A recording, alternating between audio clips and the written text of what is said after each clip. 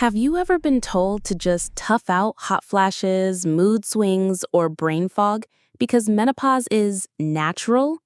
What if those symptoms were not a sentence you had to serve, but signals you could understand and manage? Imagine having a clear plan for your sleep, your energy, your relationships, even your long-term heart and bone health. If that sounds like a relief, stay with me, because this summary will give you the big ideas from the new menopause and show you how to turn a confusing transition into a confident new chapter.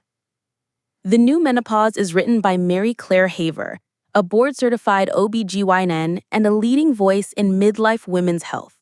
She is known for bringing clear, evidence-based guidance to a topic that many people still find hard to talk about. The book landed at a time when millions are asking for better information and better care. It matters because it replaces myths and mixed messages with practical, science-backed steps that women and their partners can use right now. If you had to capture the book's core message in one thought, it is this: menopause is inevitable, but suffering through it is not. With the right information, individualized choices, and a proactive plan, you can protect your health and feel like yourself again. Let's walk through the main ideas. We will cover what menopause actually is, why timing matters for treatment, how lifestyle changes create real relief, how to protect your heart, bones, and brain for the long run, and how to advocate for yourself in the doctor's office. I will add simple ways to apply each idea and quick examples so the guidance feels real. First, understand the transition you are in. Menopause is not one day. It is a multi-year hormonal shift that includes perimenopause, menopause, and postmenopause. Estrogen, progesterone, and other hormones fluctuate, then decline, and that ripple touches nearly every system in the body. That is why symptoms seem to pop up everywhere. You might notice hot flashes and night sweats, but also sleep disruption, anxiety, mood swings or irritability, headaches, joint aches, weight redistribution to the midsection, dry or painful sex, and changes in focus and memory, often called brain fog.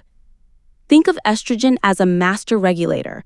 When levels drop, the thermostat in your brain becomes more sensitive, your stress system is less buffered, your metabolism shifts, and your tissues, skin, vaginal tissue, pelvic floor, bones, and even blood vessels lose some of the support estrogen used to provide. A helpful way to apply this is to keep a 2-week symptom diary. Note your sleep, mood, hot flashes, cycle changes if you still have them, and energy. Bring this to your clinician. It moves the conversation from vague frustration to patterns that can be treated. Transitions become easier when you can name what is changing and why. Second, know your options, especially hormone therapy. The book explains that modern guidance on menopausal hormone therapy has evolved. For healthy people younger than 60, or within about 10 years of their final menstrual period, the benefits of hormone therapy often outweigh the risks when symptoms are significant. Estrogen, sometimes paired with progesterone if you have a uterus, can reduce hot flashes, improve sleep, help mood, and protect bone density. It's not a one-size-fits-all decision, but it's not off limits by default either. This point matters because many women were told to avoid hormones entirely based on older interpretations of research. Today, the emphasis is on individualized risk, timing, dose, and route, such as patches or gels versus pills. If vaginal dryness, urinary urgency, or pain with sex is the main issue, low-dose vaginal estrogen can be used locally and often for the long term, even in older women, because it stays largely in the tissue and has a different safety profile from full body doses. An easy way to apply this is to ask your clinician 3 questions. Am I a candidate for systemic hormone therapy based on my age, time since last period, and health history? If not, would localized estrogen help my symptoms? And what form and dose best match my goals? Clear questions lead to clear options. Third, build an anti-inflammatory lifestyle that supports hormones rather than fights them. The author is known for promoting a nutrition pattern centered on whole, minimally processed foods, abundant vegetables and fruits, lean proteins, legumes, whole grains, and healthy fats like olive oil and nuts. The goal is not extreme restriction. It is to lower chronic inflammation, stabilize blood sugar, and support a healthy body composition as estrogen declines. Many people in midlife notice that the old rules stop working. You might be eating the same as you always did, but your waistline changes.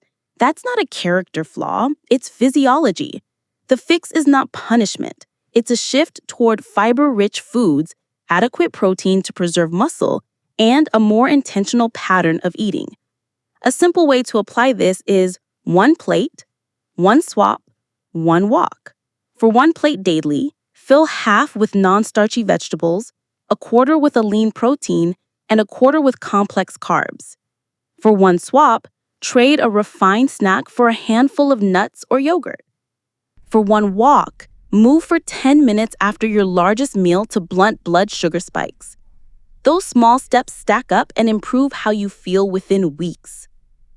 Fourth, train for the body you want to keep. Estrogen protects bone and muscle. When it falls, bone resorption outpaces bone formation, and muscle protein synthesis slows.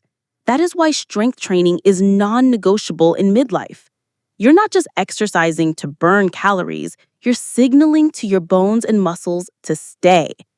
2 to 3 sessions per week of resistance training that covers the major muscle groups, plus regular brisk walking or other cardio, will preserve lean mass, stabilize joints, support metabolic health, and improve mood and sleep. Picture a woman named Alia, 51, who used to be a runner but started to feel hip pain and insomnia in perimenopause. She added 2 days of dumbbell work and learned a simple hinge, squat, push, pull routine. Within a month, her aches improved and her sleep deepened. She didn't have to become a gym person to get benefits.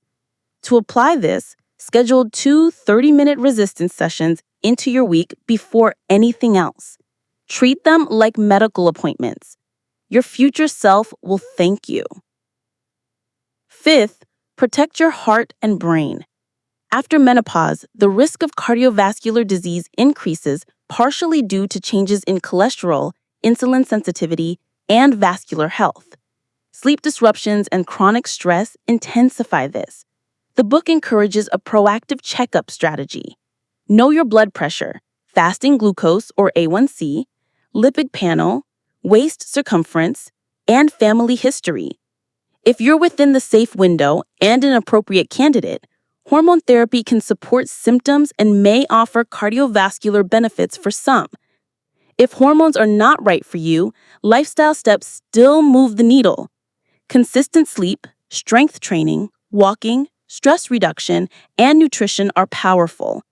For cognition, brain fog is common and scary, but often improves when sleep, vasomotor symptoms, exercise, and stress are addressed.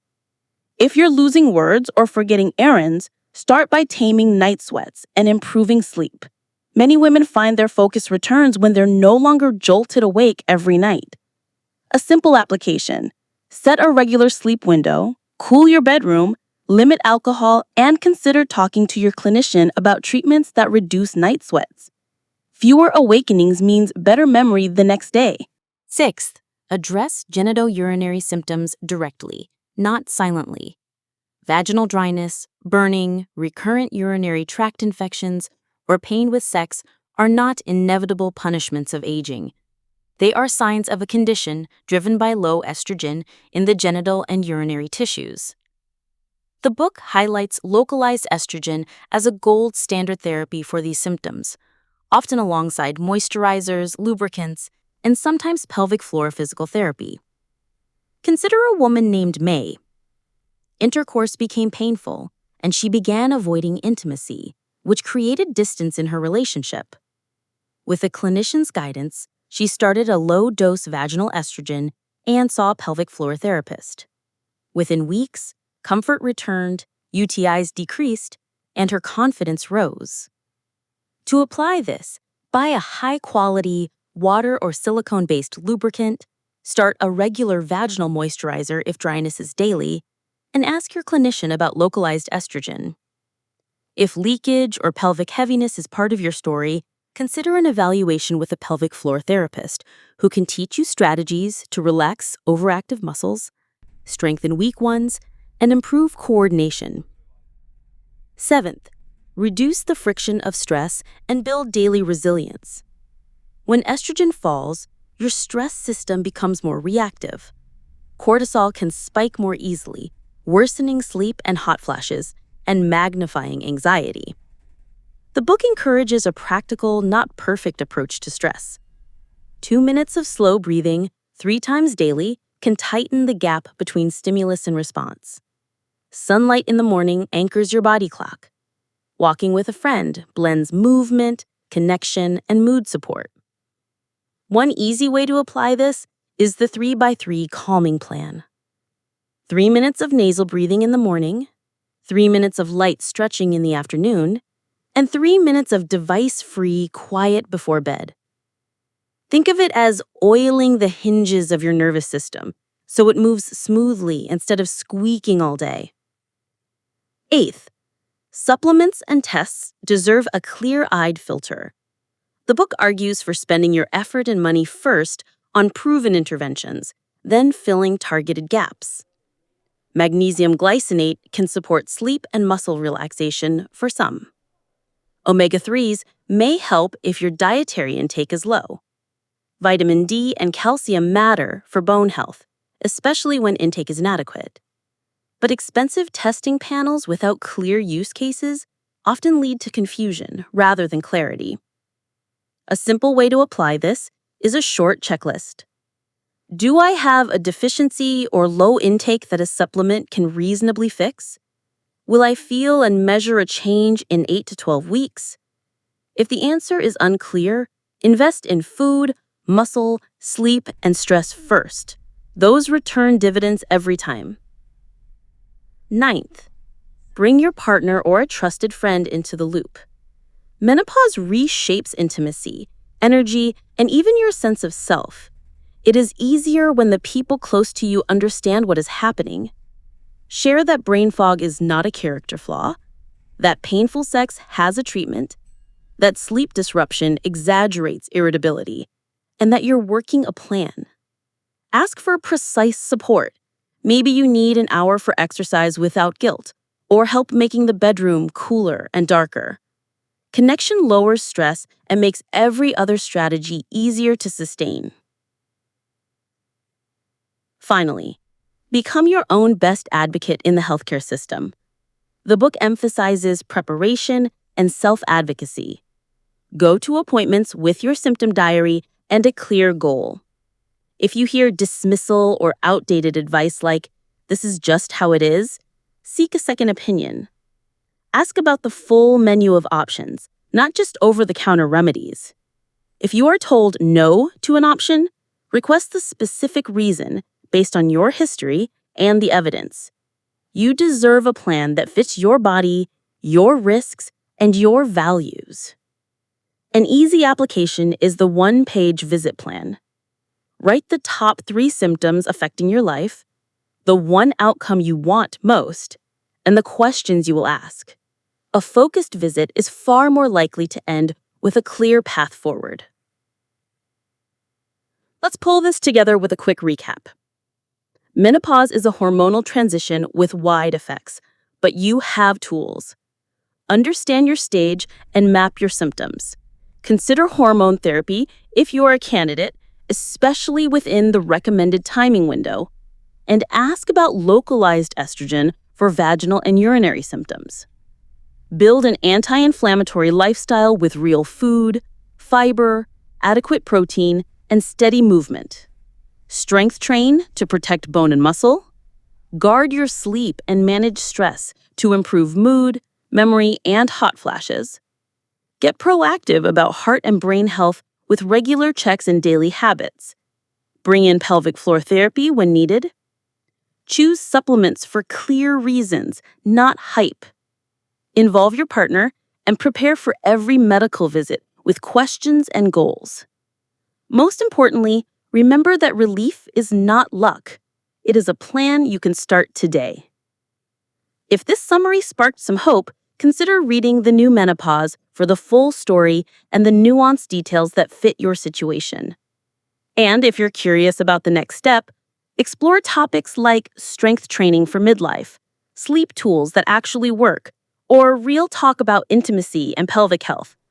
If this helped, share it with someone who needs a nudge toward relief. And tell me in the comments what you wish someone had told you years ago. Your experience can make someone else's path easier.